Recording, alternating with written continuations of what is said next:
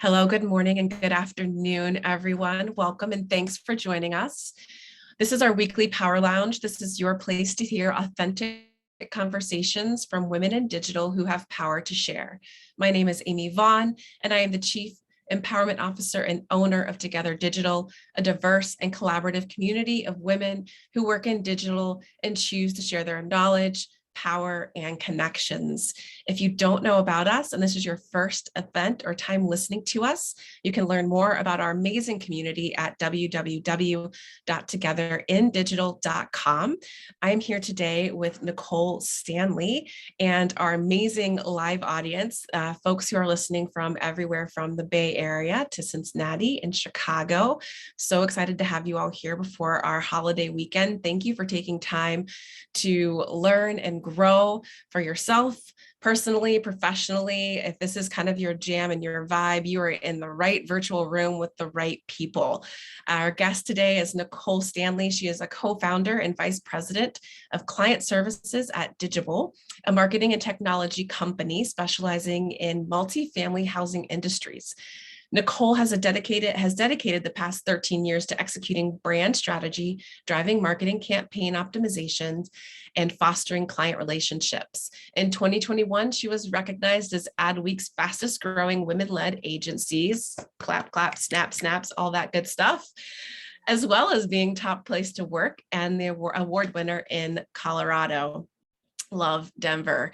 Nicole is passionate about empowering future leaders and is currently an advisory board member for the University of Colorado in Boulder, leads school customer experience program. She is enthusiastic about fitness and spending time outdoors. You live in the right state and the right city, clearly.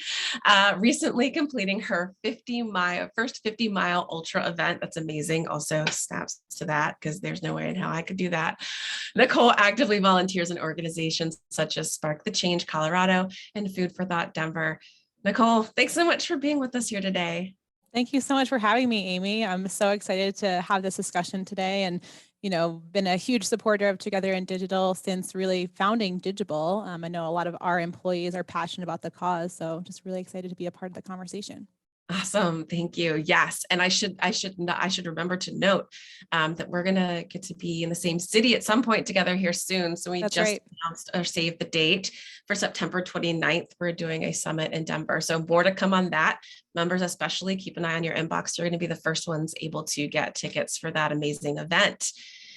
So Nicole, I'm really excited to be talking with you today. And I love the passion that you have for the industry and the people. And I think the thing that kind of came out the most when you and I had our initial kind of meeting and conversation was obviously where you focus is client services.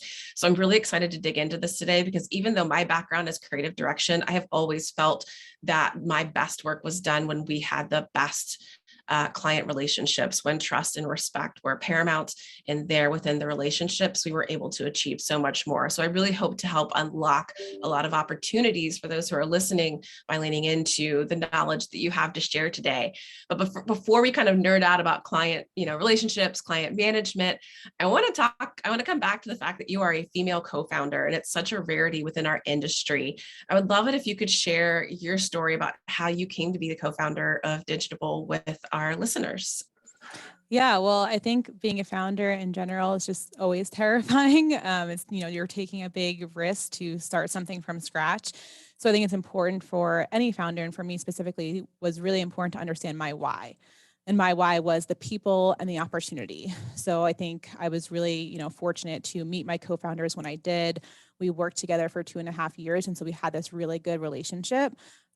David was over sales, Reed was the SVP of the whole ad department, and then I was running client services and operations. And so we kind of very much complemented each other's skills.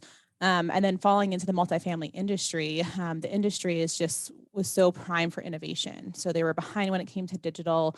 There was not a lot of new technology at the time being introduced in the space. And so when we kind of put our brain power together and then, fell into this opportunity, it felt less risky for me because, that was a big concern. I don't, just being open, like, I don't know if I would have done that on my own, like taking a huge risk like that was pretty terrifying. And I think you have to have such a strong sense of why before you start a business. So that helped me really feel more comfortable that I was doing this with people I love and that the opportunity was there. So what was your why? What was your kind of experience leading up to that point of like, okay, I'm ready to take a leap like this? Yeah, I think it was a lot of like building confidence in the skills that I've learned. So, working with clients at that time, probably for 10 years, I'm also really passionate about building systems that scale. So I'm kind of a systems nerd. So making sure that when you do something once, it's like, okay, can we do this once? Can we do this 500 times? Now at Digible, we have almost 1,000 monthly clients. And so everything has to be very repeatable, but still bringing that like customer experience into it. So delivering a lights out customer service product while also being able to replicate it.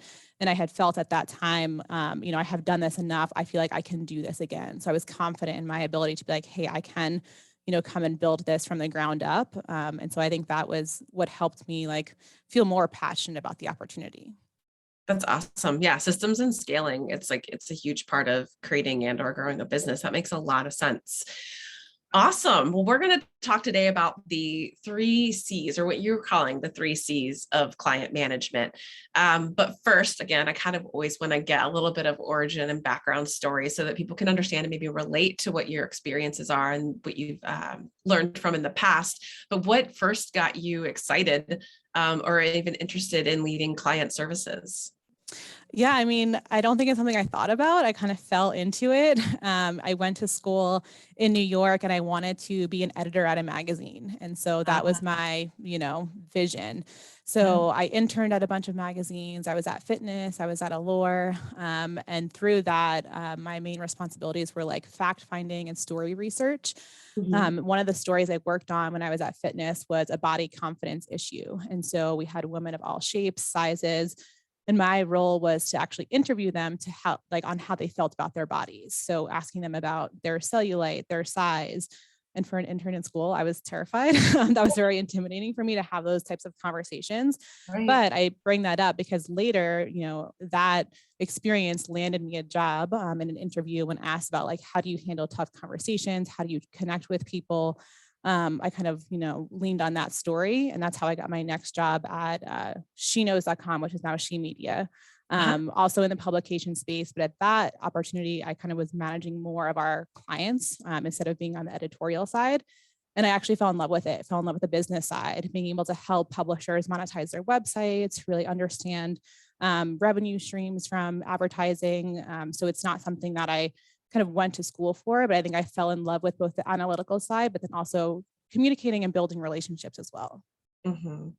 Yeah, that's an amazing strength to have. And to be able to recognize that early on and then leverage it is great. And then also brilliant job on you leveraging a story to kind of get you into a space that isn't a space that you're currently in. I think I talk to probably a new member every week that comes saying, I want to make a career change. I want to make a career pivot, but I don't have any experience in X, Y, and Z.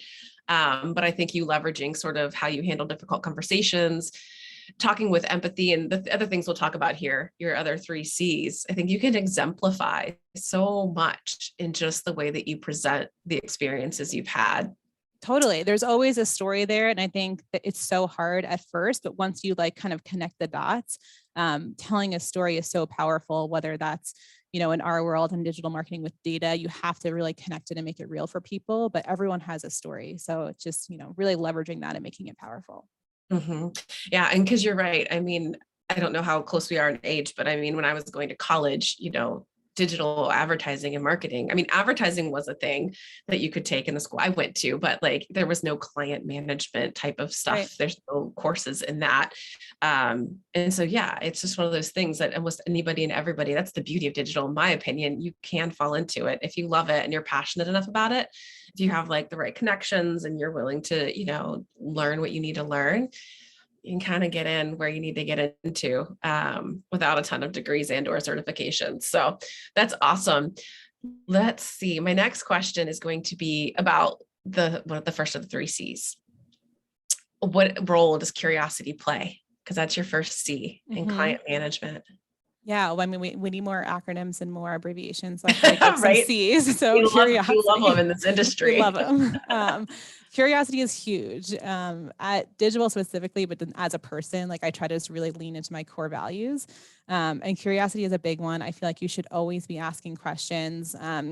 For us, we don't have a sales team, which is pretty Mhm. unique that most of our clients work directly with account managers, and we take a very much a consultative approach.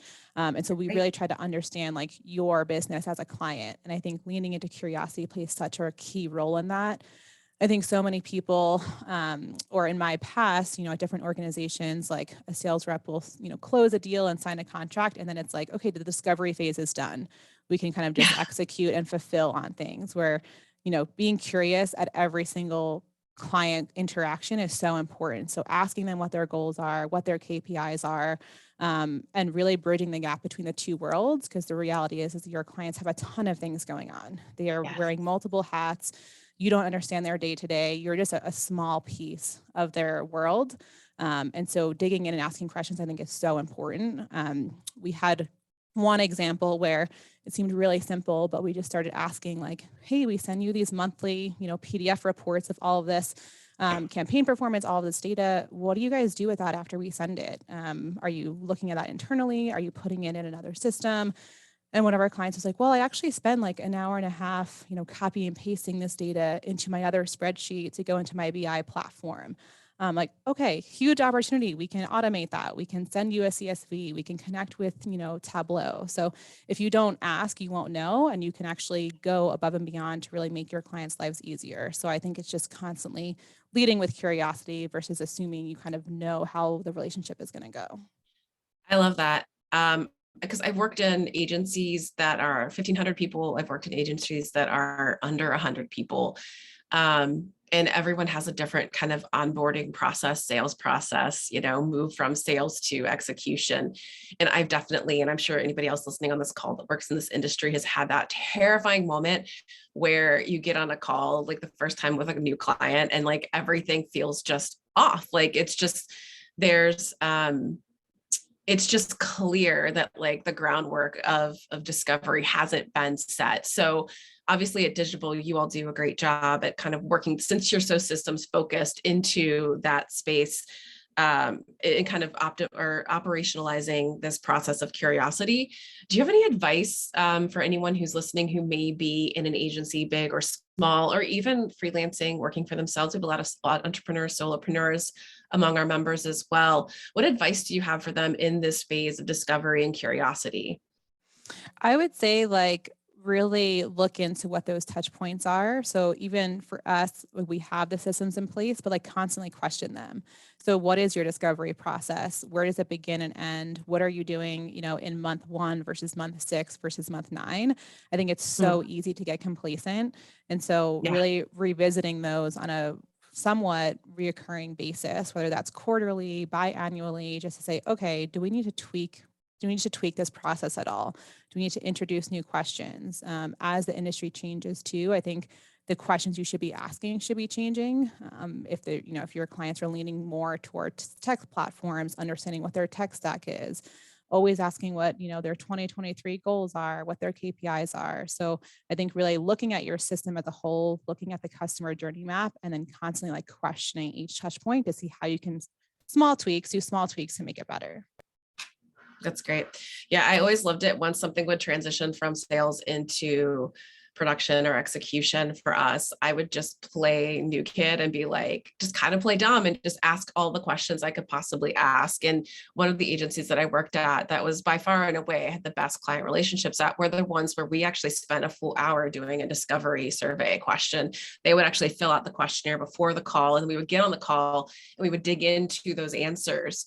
And it was a really, really efficient way to help the whole team, from, the creatives to producers to the account team, on really not just what were the clients' like goals and objectives, but like who were they reporting to? What were the Mhm. expectations of the person that they were reporting to? Because it's like their goals, even individually as a person, it's like, depending on the client, worked for some clients in the past that they have performance metrics of their own brand's performance that are on the line, as well as how they hope the campaign to go. And so really kind of getting to an understanding and knowing truly what it is that they need kind of from a 360 view, it just really gives you a great advantage, and it definitely saves you time and energy, because I can't tell you again how to, like, it almost gives me like a little bit of anxiety just thinking about times when we get on a call, we present something like, this is so amazing, and they'd be like, this is not even on brief.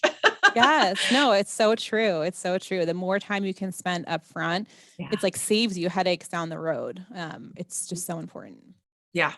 Yes, absolutely. And I think getting to know, I mean, I don't know how far you guys lean into this at Digible too, but the curiosity about, like, again, like their role, where they are, where they work, what are their personal, professional goals that they're striving towards. There's something about getting to know your clients as people as well, and letting some curiosity play into that at least has given me advantages, to the point that like we still talk, even though For they're not my sure. clients anymore.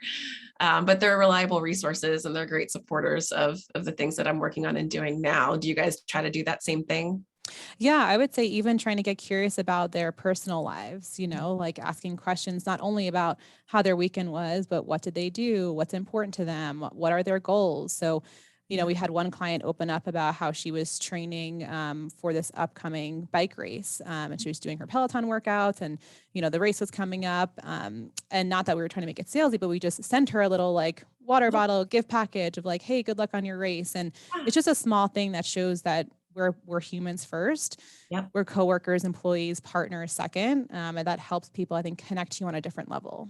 I 100% agree. Yeah, because I've had some really difficult, I think curiosity is a great tool to leverage as well when you're dealing with challenging clients, right? When you need to dig in and quite kind of understand maybe their motivations or their propensities.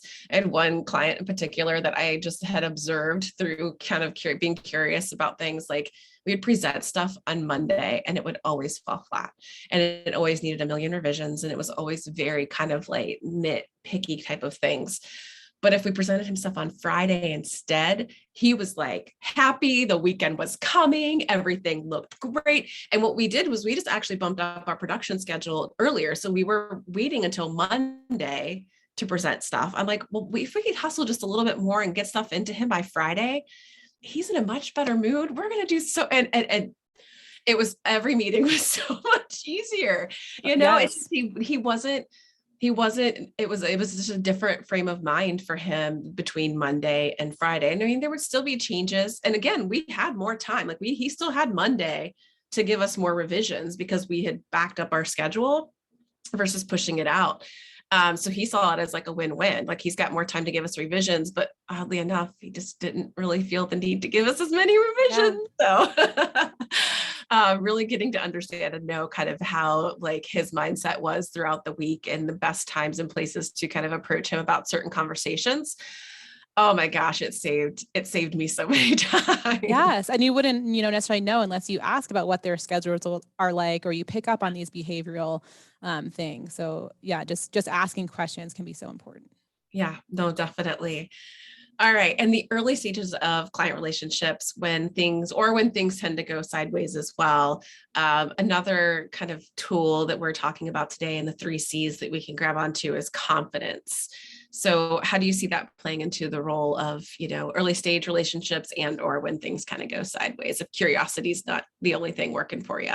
Yeah, I mean, never happens. It's kind of top of mind for me because I've had a few, fires happen over the last few weeks where we have to, had reset conversations with clients, really dig into what was going wrong. So maybe I'll hit that first when things are a challenge. I think being really confident in the services and the relationships that you offer. I think so many times when there's a challenging client conversation happening or the client's upset, you tend to like match their energy and you tend to maybe be like, okay, like, this is maybe falling apart. It's like, okay, take a breath, let's dig in, really be confident in, the value that you're bringing to the table. Of course, be authentic. If you made a mistake, own up to that, see how you can rectify it. But I think really understanding so much intricacies about the services that you are running, that you can speak to it so well that you kind of come across super confident, that just really instills the confidence in your clients. And keeping in mind that like this is not their day to day, at least for us. They are not, eating, breathing, sleeping digital marketing Right. 24/7 like we are. And so there's going to be this communication barrier. And so if you can really be confident in explaining metrics to them, explaining acronyms, explaining how, this campaign is helping them achieve their overall business goals, that just helps put them at ease. So I think really being confident in your delivery, but backing it up like in the results that you're providing as well. Yeah, no, I think that's amazing advice because I agree. I think in my early days when I was doing a lot of client relationship management, just as a creative director and having I had an account managing partner, but there would still be times when the questions would be posed to me and you're like, you freeze or you do the Yeah. same thing, match the energy. They're getting angry. So you get angry. You're 100% right. I think leaning back on you are providing an expert service to them. You understand and know what that service entails. And so if you can speak to it with confidence, all it's going to do is going to reinforce the fact that you're the right choice for them, even if they're having questions or concerns, and that you can answer those questions and concerns. I guess my question might be for you is if you are, say, an account lead, because again, every company is so different. Like I said, I've worked at small, I've worked at big, I've worked at conglomerate owned, independently owned. And then conglomerate tend to be a lot more siloed, where you do have people managing clients who don't maybe have their hands in the work at all. So what advice do you have when you need to show up with some kind of confidence when you're kind of approaching a difficult topic with a client that maybe is outside of your area of expertise? That's a great question, because I think that is a very practice skill. Because I think early on, where it's like if you're the one in the weeds doing the work, it's super easy to be like, okay, I know exactly what happened with that ad set targeting. Like I know exactly what happened. I can speak to it. I think as you get maybe further removed and you're managing those enterprise relationships, I think you have to be super confident in the team behind you. You have to really trust. I think it's hard, but you have to trust that, your team is executing, they're doing what they said they were going to do. And then you have to be able to speak on the behalf of others and on the behalf of the vision that you set forth for that client. So I think it's really trusting in others around you and trying to prop people up, give credit to the team behind you. We always say like we over I, and really making sure that the client knows that there is, a full support system, and you have to really be the face of it. And I think you have to just be really confident in your team's abilities. I love that. That's great advice. Yes, it's always a big flag to me when somebody's always eyes over we's when it comes to a Mm-hmm. team like that and speaking to a client, because it's so subtle. But I don't think what they realize is they're putting a lot of responsibility, onus, visibility onto themselves versus the greater team and a whole group of experts versus just the one, carrying the torch. So I think that that's great advice. What about when? So that was when things are going sideways. What about Yep. confidence when we're dealing with a new client relationship? I think this one maybe took me a little bit longer to get to, but just knowing that your services aren't going to be for everyone, really being confident in what you put forth. But if that doesn't match, a prospect or a lead and they want to go a different direction, like you have to be okay with that. For us, something that's been coming up for me recently is specific example, but our paid social pricing is a little bit higher than our competitors in the industry. And being confident of like, here's exactly why we price it this way. Here's what you get for this value. Here's what we're going to deliver. Here are the custom data sets that we're purchasing that make it a little bit more expensive. I've leaned in the transparency of that and just saying, here's what we have to offer. It is what it is. We think it would be great. We think it would perform well. But being confident that, okay, if they want to go with the cheaper option or if they walk away from that, that's okay too. It wasn't a good fit on both sides. So I think when you're establishing those relationships early on, again, just fully trusting in the services that you have and then being okay if it doesn't work out. Yeah. Yeah. It's trusting in your services and your value. For those who out there who are listening, who are playing that dual role of account and sales, that can be another point of contention from being on the inside of like an internal team when things get sold in that are like undersold, underscoped. Think about how that's going to impact your team and the quality and the end result of the work that the client's coming to you for. I've even seen, and I think it's such great advice, Nicole, because I've also seen an instance where I just started at a place and it was small, independently owned, and it was more video marketing. And a client was like, well, you guys do great videos. Can you create a landing page for us? And I was just like, you have no people in house here that understand how to even begin to build a web page or a landing page, much less. So like, why are we scoping out work that isn't really within our wheelhouse or expertise? Like, unless you plan on spending a ton of time and money and resources from outside, like maybe sometimes it's okay to say like, this isn't our specialty, but here is a great recommendation of somebody who can do this versus, trying to make yourself fit in with a client that maybe isn't best for you, whether it's a capability standpoint, or even if it's just like, I don't know, have you guys turned away clients ever when it comes to like a certain fit from like I don't know, content or I don't know, any other kind of standpoint? It's so hard because the scope creep can be so real where, they love working with you and your team. They're like, can you do this, this, and this? Yeah. Our stance has been like, if we can build that new product offering where we feel very confident in it, Right. we will try it, but we will also be very transparent. Like, hey, Yeah. this is not our bread and butter. This is in Yes. beta for us. Like, you're basically going through this journey with us.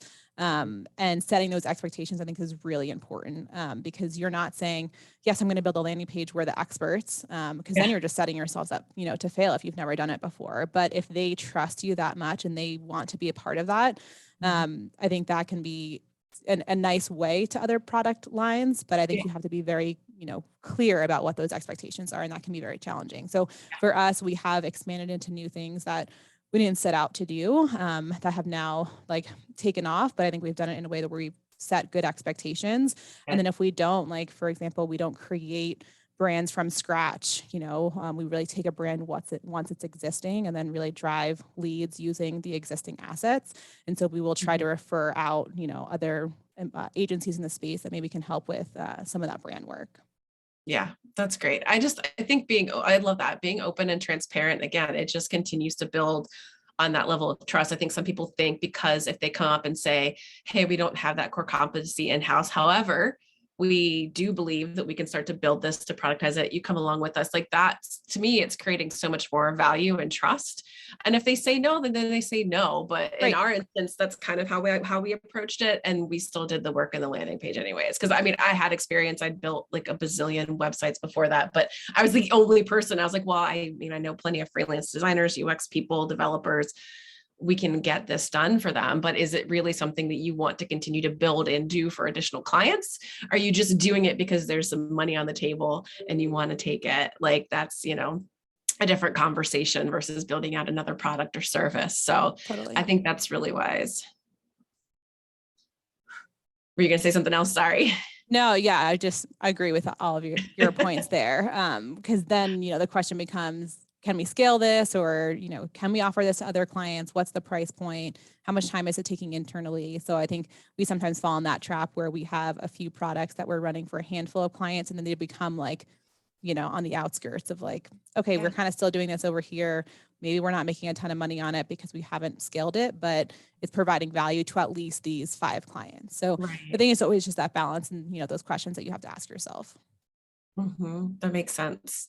All right. So we've gone through curiosity, confidence, and context, which is probably, in my opinion, these are all important, but probably one of the biggest when it comes to client management, especially. So setting the right expectations and context as clearly as you can is such an important part of managing clients in really any relationship, right? What framework or tools do you all leverage at Digible to help kind of provide this context when you're dealing with clients, new, old, ones that are going well, ones that are not going so well, all of the above? Yeah, context is so important. It's like you have to tell people the why. And there was this article I read that was like, ask why 5 times. So just don't stop once you get an initial response. Just keep asking why, because there's usually something very unrelated that's at the root cause of the topic at hand. So in terms of systems and processes for us, we always give you benchmarks when it comes to metrics. So if we're like celebrating because we're like, hey, click-through rate is 8%, we're, super happy, this is crushing it. You have to say, well, we're happy because the benchmark is 4 to 6%, and we're way above the benchmark at 8%.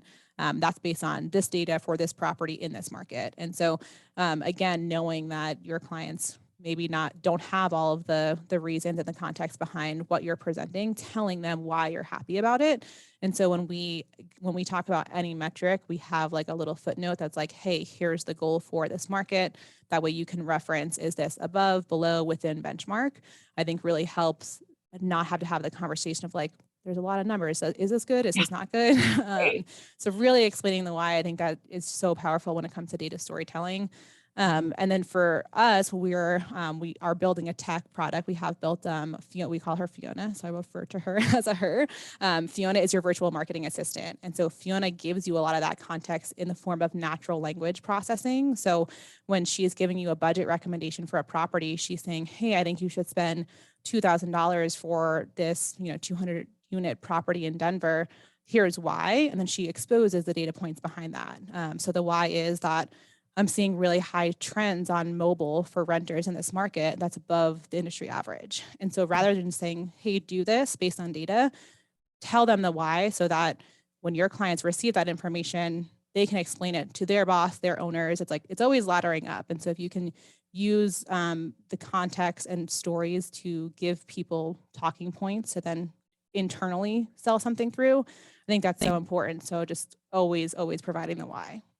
Yeah, that's great because we all love our data. We love to see our KPIs, but if your client doesn't know what a benchmark is or where the data is sourced from or why it even matters, it could just be numbers to them. That's wonderful. What role does context play when it comes to, setting up and kicking off a project with a client?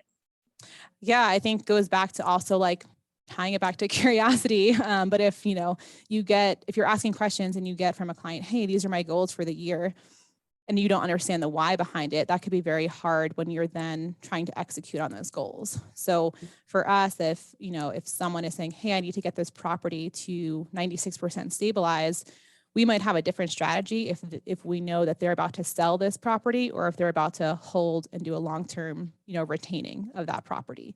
And so asking why, it's like, okay, why is your goal to get to stabilization? Why is your goal to hit this KPI? Because that might then influence how you're running strategy or doing marketing mixes or basically how you're providing services. So I think upfront, like tying the curiosity and the context is don't just ask the question, really understand where the question is coming from so that you can really be embedded with your client's goals.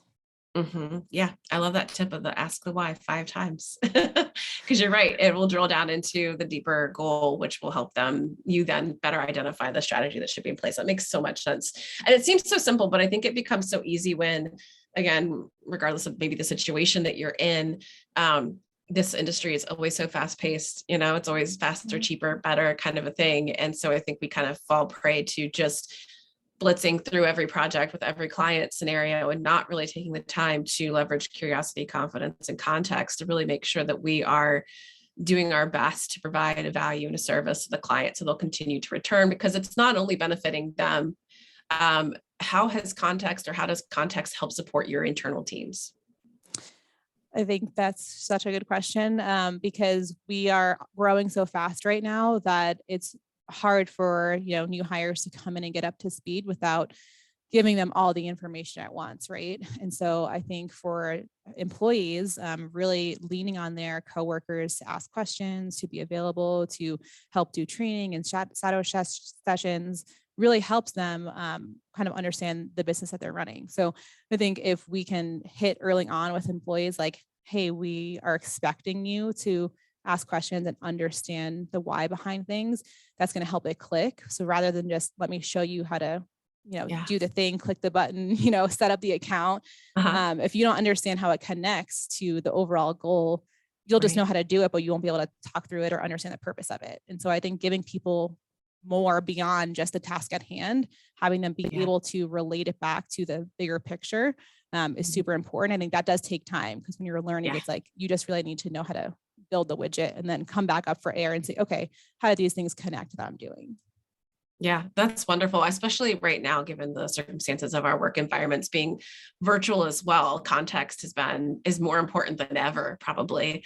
So I think that's awesome that you guys encourage all that information sharing. And most importantly, the thing that ding, ding, ding for me is just the questions. Mhm. I'm not joking when I say I used to get eye rolls in meetings at certain agencies when I would ask a number of questions because I wasn't just one question and done. I needed to know more.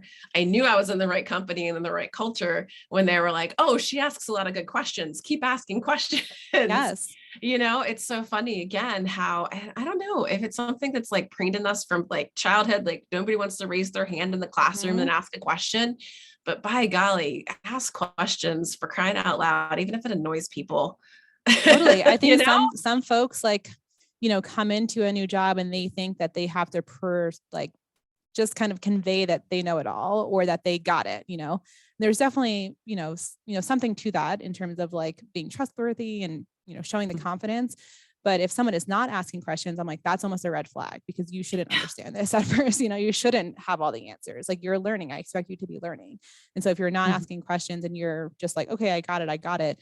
That's usually like sometime down the road, something is going to fall down. So Yeah, I think it's really exactly. important to maybe show some vulnerability and be like, I don't understand all this. Here's my skills. Here's what I bring to the table. I will get there. But in terms of learning, you have to be constantly asking questions. Yeah, no, I agree. I agree. I love that. And that's always a big red flag for me too when we're interviewing. So anybody out there who's listening, who's interviewing right now, when I get to the end of the interview and I'm like, well, do you have any questions for us?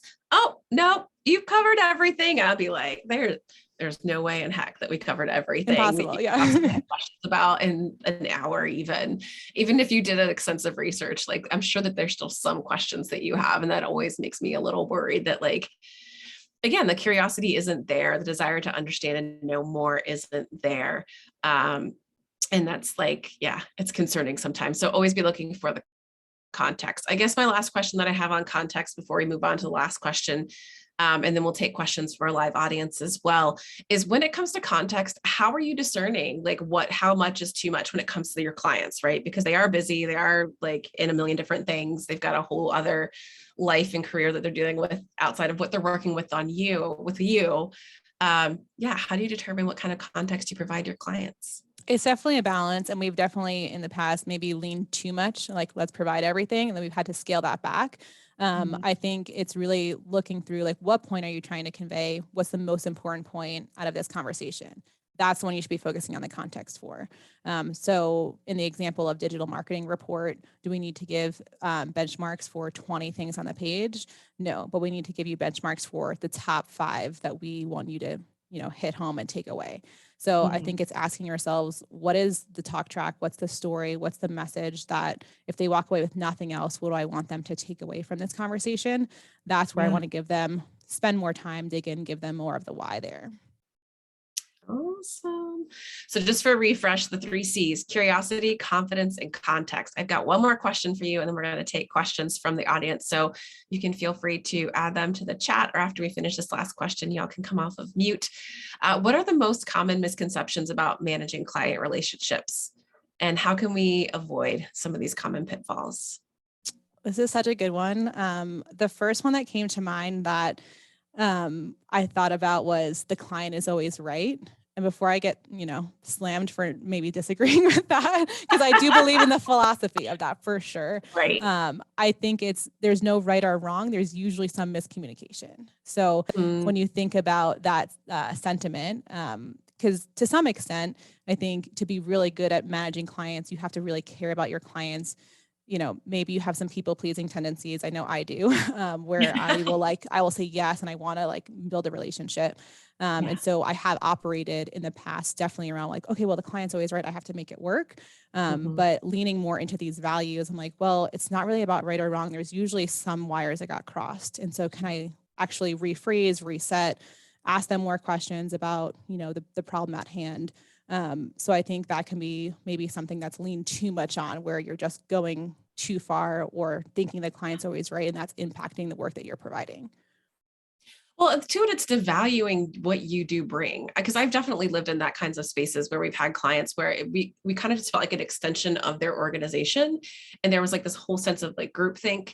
And it's like, well, they come to us for out of the box. They come to Mhm. us for new ideas, new strategies, new goals, whatever it is. Like they come to us for something outside of their own perspective. I don't want to always necessarily be mirroring them. So it's not always about going against them or doing the opposite of what they're saying by any means, but it is definitely not undervaluing the perspective and the value that we bring by just saying, okay, yeah, if that's what you want, that's what we'll do.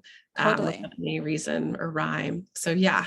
Yeah. And I think it's like, the behavior is also often influenced naturally by the way the direction the money flows, right? The clients are paying us. And so Yeah. we feel like we're servicing them.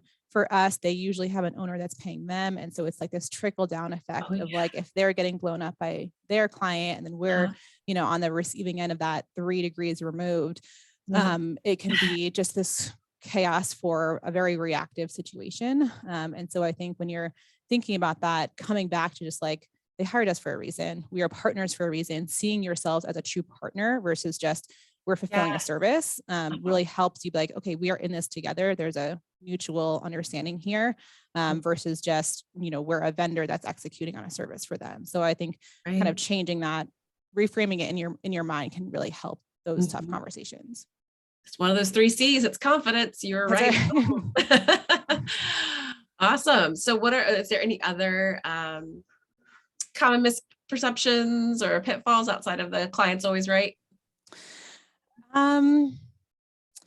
I think like for in terms of like other values that we lean to, like authenticity can be huge in building relationships. And I think there's a misconception that the whole like maybe fake it till you make it. I think there's a time and place for that, but I think being really true too, and being okay to be vulnerable and say, hey, actually, I don't know the answer to that question, but I know this person on my team will, and I will get back to you.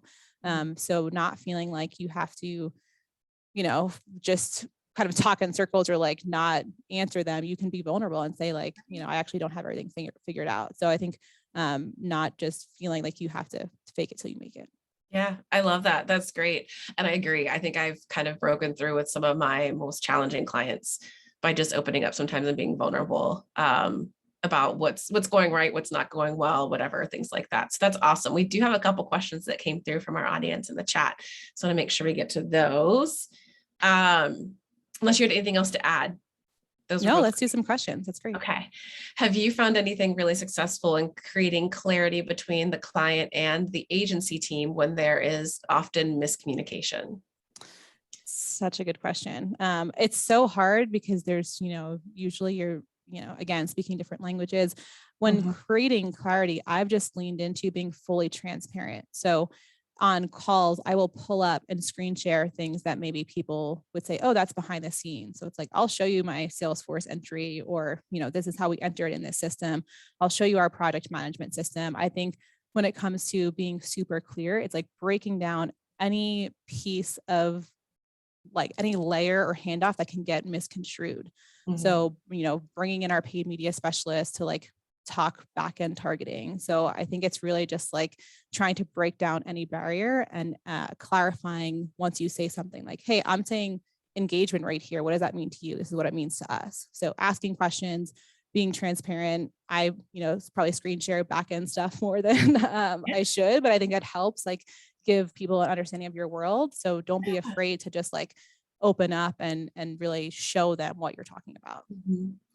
I agree with that. I've had instances where we were dealing with some scope creep and helping them understand and see the process. Like I just opened the project management software we were leveraging and just showing them basically all the phases of the project we laid out based on the scope of work we provided them and that they had signed off on.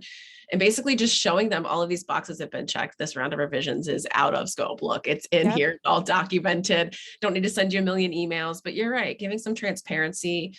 If they're open and willing to kind of sit down and observe and listen, again, it's giving context. And then creating those, like we create a lot of internal training materials that I will send to clients of like, here's a glossary of what the acronyms mean for us, because it's going to be slightly different for everyone. So sharing, if you have these resources, don't be afraid to share those, even if they're internal, to help really just set those expectations with your clients and making sure it's super clear when we're talking about this, here's exactly what we mean. So I think creating some resources that you can then use again in the future is really helpful too, because it helps you then scale those conversations and not reinvent it each time. Yeah. And I think if you're dealing between, when you're speaking, Jordan, when you're asking the question of agency team and client, it sounds like you are the piggy in the middle, which is never fun to be that person. But we've also talked about in past interviews and Power Lounges about motivational interviewing.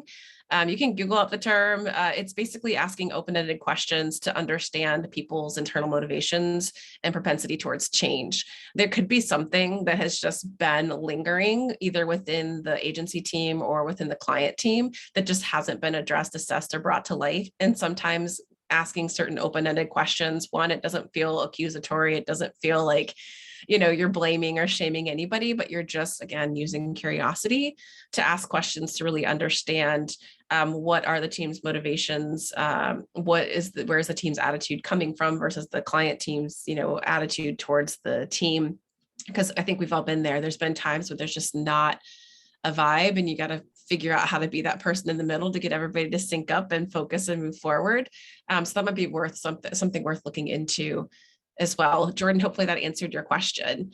The next one we have is, how do you rebuild a client relationship that seems to slowly be deteriorating with a client that is not collaborative? Yeah, that is tough. I would say as much as possible, try to reset and try to be very open. So getting on a call with all the key stakeholders, really understanding, hey, where is the breakdown happening? Really be receptive to feedback, because you might hear some stuff that hurts, that you're like, oh, okay, I didn't realize this was happening. Or I didn't realize we were dropping the ball here. So ask for very direct feedback. I always like to preface that with like, please be direct as possible, because that's how I can try to fix the situation. So resetting, understanding where all of their concerns are, coming back to the table with your team and saying, how can we fix this? Can we fix this? Is this beyond repair? And then coming very timely with responses in a follow-up that shows exactly how you're going to remedy it. I think the timely follow-up is huge. If you're having that call, it should be same day. Same day, here's what we're going to do to get it back on track, and here's what we're going to actually do to check in on it. So let's put in maybe weekly stand-ups, bi-weekly stand-ups, monthly check-in calls. You basically need to kind of go above and beyond to communicate to that client, we are all in on fixing this situation, and then ask them for feedback along the way. So the first checkoff call is like, hey, we said we were going to do this to fix this. Did we do that? Yes or no? Are we on track here? So you don't, if it's going that direction where you feel like it's deteriorating, you don't want to be surprised by it getting further down that path. You want to try to like turn it around and then be confident that, what you're putting in place is actually addressing their concerns. Yeah, that's great. Yeah, I think just asking for that transparent feedback, that open and honest feedback, and then tracking you executing on fixing those things. Because at the same time too, I mean, I don't know, Nicole, I think this was a question I thought about putting in there, but I didn't want to like put you too much in the hot seat. But like, not have you guys ever fired a client? Because I'm sure at some point you probably have, but like, what are the criteria, or what points in a situation, in a client relationship, do you know it's time to just kind of break up? Right. We've been close a few times. I think one of our principles when we started the business was, I'll say, we don't want to work with jerks. I won't curse, but we don't want to work with jerks. Like that's part of, the freedom that we have, now that we're starting this business. And so if someone is abusing, our like SLAs, turnaround times, that's not going to work for us. So a good example of this recently, earlier this year. So in 2022, we moved to a 4-day work week. We are super invested in our employees' happiness. We want them to have time for themselves. We actually found that productivity increased moving to 4 days. And we had this one client that, was very upset about this. He was sending us emails on the weekends, on Fridays, saying, I work 24/7. When can I expect to get in touch with you if you guys are not ever working? And we regrouped as a team and we said, hey, if we can't make this work for him, we're okay to part ways. What we can do is commit to checking in with him on Thursday before we're out for 3 days, and seeing if that works for him. Eventually, like slowly, we were able to get it back on track where we held our boundaries, though. We did not respond on Fridays. We did not respond on weekends, because I think that's a slippery slope. And he eventually kind of came around to it, but we were totally like willing to, fire him part ways in a way that we would say, hey, it's not working for us. However, this agency over here might be a better fit for you. So I think it's just really understanding where your limits are. And for us, it's making sure we're protecting our employees' time and that our clients see the value in the work that we're providing. Bravo. Good for you all. That's amazing. That's not an easy thing to do right No, it's now. hard. Especially with like, again, this industry, like if you'd have told me that even 3 or 4 years ago, I'd been like, haha, no way, 4-day work week for an agency. That's amazing. And again, Yep, too, hopefully you're teaching that client a life lesson because I worry about his heart totally. It and goes his to level speak of like the stress. culture that they have at their, you almost feel like We empathetic of can't like, do oh that way. God, like what about his employees? How do they feel if this is how he's treating Right. us, so. Exactly. We can't continue to live that way. We can't, Mhm. and I think these last 2 years have maybe sped up our propensity towards, valuing maybe life and time and family over For work sure. 24/7. But I realize it still takes some people some time to get there. So you guys are leading by example as well by holding your grounds and sticking to your boundaries. And again, we talk about boundaries a lot in Mhm. Together Digital with our members, entrepreneurs, solopreneurs, and then even just women who work for other organizations, especially right now with these flexible work schedules. That could be a whole nother conversation for another day. Yep. But we do have a couple more questions for you, or at least one more question here from Dale. She wants to know, how do you promote the importance of client services to company leadership that values sales and producers over client services? Great question. Being obviously biased on the client side, I believe that the customer experience should be first and foremost, like in the center of every single organization and department.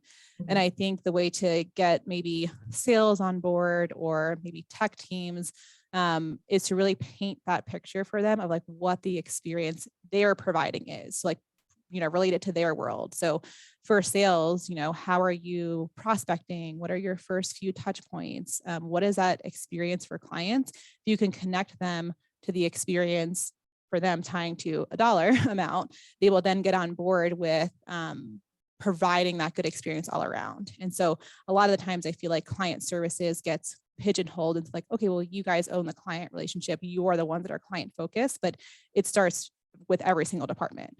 Mhm. Our tech teams do a great job of asking us questions constantly of like, what feedback are you getting? How do they like this new feature? How are they clicking around? What's their experience? And so I think it's sometimes on the client team to convey the importance, and it takes time. It's an educational journey. You have to bring, your internal folks too. But if you can constantly be hitting home, like, what is the experience as it relates to that department? I think that could help them see the value in not only what they're contributing to, but then what you guys are providing as a service as well. Right. Well, and I mean, I think a couple other simple facts that's worth bringing up too, Dale, is that, it costs 10 times as much to find a new client as it does to have an existing one stay. If you might not be on retainer, if you're a project to project type company, like you are heavily dependent on your customer service experience. And so I don't know about your agency, but most agencies leverage net promoter scores to understand how likely are your clients to refer you to another person, another agency or another company to your agency. So have them look into see if they're leveraging net promoter scores, because I know agencies I've worked at, that's just like a kind of standard practice to understand, are clients happy? Are they referring new clients to us? Because again, the cost savings on a referral is it's so much more efficient to get a referral than have to just go after a whole new client and pitch a ton of spend a lot of time and money pitching work on sales that ends up kind of getting flushed because then maybe you don't close the deal, versus if you've got a referral. I mean, again, it's absolutely who I've sat on some couple $1 billion pitches where it came down to not what we presented, but who we knew, and For sure. who was referred, who had the strongest referrals.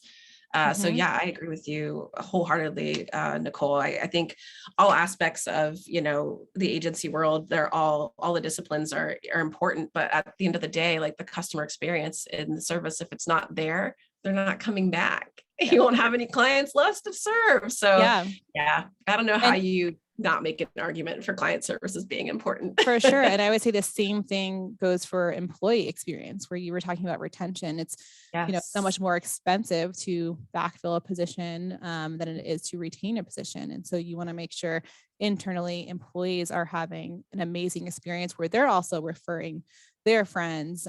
We have gotten so many good people just through referrals, but people Yeah. are not going to refer, people if it's not a good place to work. So those Mhm. two things go hand in hand for sure. Yeah, they do. Absolutely. I was just reading that recently that it costs, I think, like 2 to 3 times the salary of the person you're trying to hire to actually find and hire the person.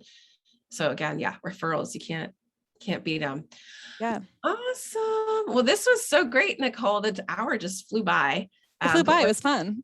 I know, right? So we just came right up on the hour, but Julie has shared into the chat for all of our live listeners all the ways that you can learn about Digible, because it's an amazing and great company. You should check out what they're hiring for. You connect with Nicole on LinkedIn, and then our next upcoming Power Lounge next Friday. So I look forward to seeing all of you then. Nicole, thank you so much for joining us today. Thanks to all of you for joining and listening right before your holiday weekend. Everyone have fun, stay safe. Thank you all. Take care.